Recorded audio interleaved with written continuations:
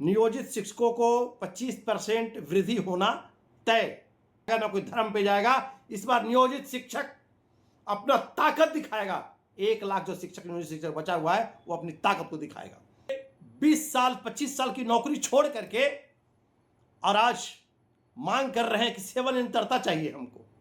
यह शर्म की बात है उन नेताओं के लिए कि जो जिंदगी भर शिक्षक से नियोजित शिक्षकों से चंदा वसूला, खाया, घर बनाया, फ्लैट बनाया, बड़े बड़े शहरों में मकान खरीदा, चुनाव लड़ा और आज नौटंकी कर करके बिहार के शिक्षकों की अस्मिता को डुबा दिया। वैसे नियोजित शिक्षकों को 25% वृद्धि होना तय। मैं उस समय भी बोला और आज भी बोल रहा हूं। आज भी वह बात से मैं पीछे नहीं हट रहा हूं। अब इसका विश्लेषण मैं आपके बीच करने जा रहा हूं। तो यह बिल्कुल हकीकत था कि 25% जो वृद्धि है, आप याद करेंगे सुप्रीम कोर्ट में जब समान काम के समान वेतन की लड़ाई को लेकर हम लोग गए थे तो बिहार सरकार असमर्थता जाहिर की थी कि हम समान वेतन देने में अभी असमर्थ हैं, इसलिए इनको एक सम्मानजनक वृद्धि हम करेंगे और 40% वृद्धि हम विधानसभा 2025 से पहले कर देंगे इनको। ऐसा ही कुछ था। बीच में 15% की बढ़ोतरी कर दी गई। अब 25% जो शेष बचा हुआ था, इस पर वृद्धि करने से पहले जो ड्रामा हो रहा है, जो नाटक हो रहा है, वह किसी से छुपा हुआ नहीं है। लोग कहां जा रहे हैं, क्या कर रहे हैं, ये आगे विस्तार से बताएंगे हम। फिलहाल जो विलंब क्या हो रहा है, हम इससे बात कर रहे हैं आपसे। तो यह फाइल बढ़ी कि ठीक है, अब जो नियोजित बच गए हैं उनको 25% का वृद्धि होना चाहिए। यह फाइल बढ़ी, लेकिन हमको ना चाहते हुए भी मजबूरी में नाम लेना पड़ जाता है। जैसे ही फाइल बढ़ी, 2-4 एमएलसी यहां नेतागिरी करने लगे। नेतागिरी करने लगे क्योंकि उनको चाहिए भीड़। शिक्षक मर जाए, शिक्षक को वेतन न मिले, शिक्षक को बढ़ोतरी न हो, इससे एमएलसी को, विधायक को कोई नफा नुकसान नहीं होने वाला है। उनको चाहिए कि जितना ग्रस्त होंगे शिक्षक, उतना ही हमारे करीब बंद करके आएंगे, हमारे वोट करेंगे। लेकिन अब इस बार शिक्षक ऐसा नहीं करने वाले हैं। ऐसा ही हुआ 25% वृद्धि के साथ अभी। लेकिन हम लोग हार नहीं मानने वाले हैं और हमारे शिक्षक साथी निराश भी नहीं होंगे कि 25% वृद्धि नहीं होगा। 25% सरकार को करना है, हर हाल में करना होगा। चुनाव से पहले इनको घोषणा करना होगा, नहीं तो आगे का परिणाम आगे आने वाला है। तो हुआ क्या कि जैसे ही फाइल बढ़ा, 2-4-5 एमएलसी कौन कौन होंगे आप समझ रहे हैं, नेतागिरी शुरू कर दिए कि जब नियोजित को बढ़ेगा तो विशिष्ट को भी वेतन बढ़ना चाहिए। बताइए, एक 20 साल से नौकरी कर रहा है, 23 साल से नौकरी कर रहा है, और आज एक नए आ रहे हैं उनके लिए भी कि नहीं, मतलब जो दादा को मिल रहा है वो पोता को भी मिलना चाहिए। वाह। तब तक दूसरा खेमा क्या प्रस्ताव रखा कि जब विशिष्ट को मिलेगा तो TRE1 और TRE2 को भी बढ़ना चाहिए। तो जिस दिन हमको 50 रुपया मिलता था रोज, और अगला शिक्षक जो नियमित शिक्षक थे जिनको मिलता था रोज 1500 रुपया, उस दिन हमारे लिए क्यों नहीं कोई बोल रहा था। दुख की बात तो है, लेकिन चुनाव है। अब इसी चुनाव में एक एक जो बदला होता है,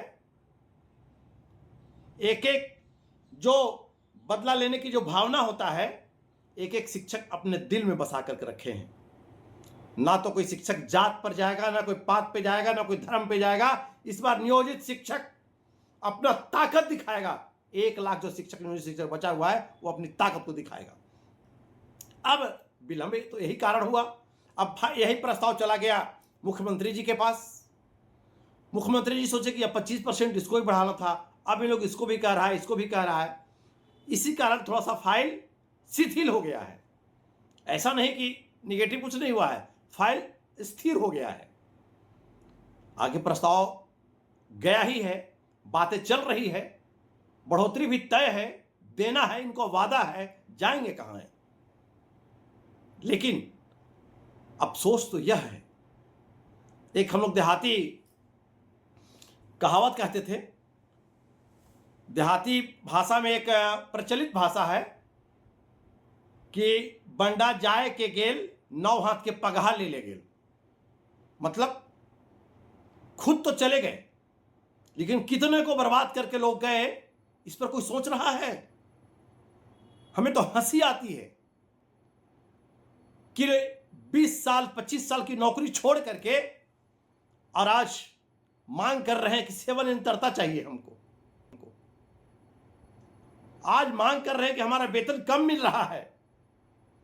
अरे जो समय था वेतन के लिए, समान काम के समान वेतन के लिए सड़क पर उतरने का, उस समय में बिहार के शिक्षक अपनी सेवा की निरंतरता मांग रहे हैं कि हमको कहिए सरकार, नीतीश जी हमको कहिए कि हम भी 20 साल से नौकरी कर रहे हैं। इस बात को वह उनसे कमाने के लिए सोच रहे हैं। लानत है, शर्म होनी चाहिए। और जो विशिष्ट बनकर चले गए, आप लोगों ने ऐसा काम किया है, हम बोलते हैं तो तकलीफ लगता है। कोई बोलता है कि इसको एमएलसी बनना है तो ये विधायक बनेगा, तो ये ऐसे बोल रहा है, बकर बकर बोल रहा है। बाबू हो, आप लोगों ने जो काम किया है ना, तो पूरे बिहार के शिक्षक की अस्मिता को डुबा दिया आप लोगों ने। यह सिर्फ इससे नियोजित शिक्षक को ही नुकसान नहीं हुआ है, बीपीएससी टीआरई 1, टीआरई 2 और टीआरई 3 जितने भी हमारे बच्चे, छोटे भाई बहन के रूप में जो बहाल हुए, उन सब का भविष्य यदि चौपट किया तो यह है सक्षमता पास विशिष्ट शिक्षकों ने।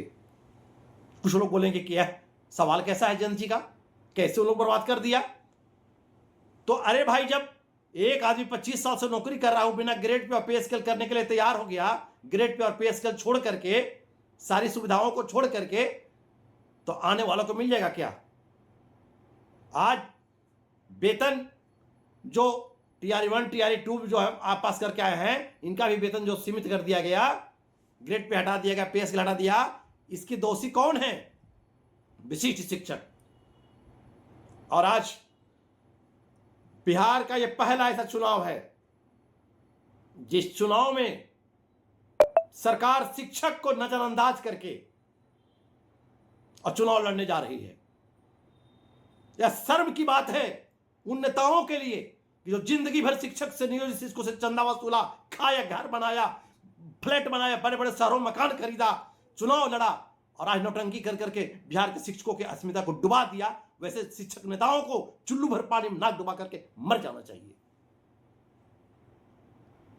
क्या चुनाव का टाइम है और बिहार के शिक्षक वेतन मांग रहे हैं कि हमको वेतन मिलता था पहले 51,000 52,000, अब 35,000 काहे मिल रहा है? बढ़ा दीजिए ना।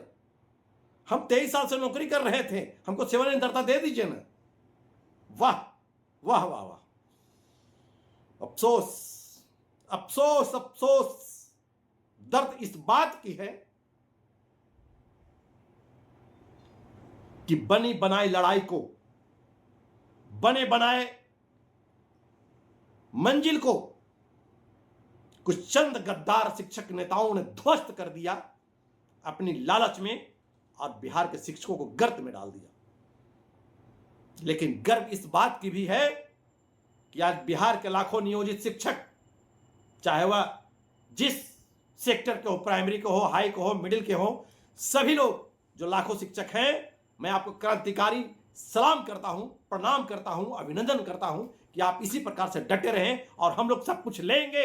हम खांटी नियोजित थे, हैं और रहेंगे। सालों के चक्कर में नहीं पड़ना हम लोगों को। आज कहेंगे किसी किसी जिला से, अभी मधुबनी जिला से फोन आया कि यहां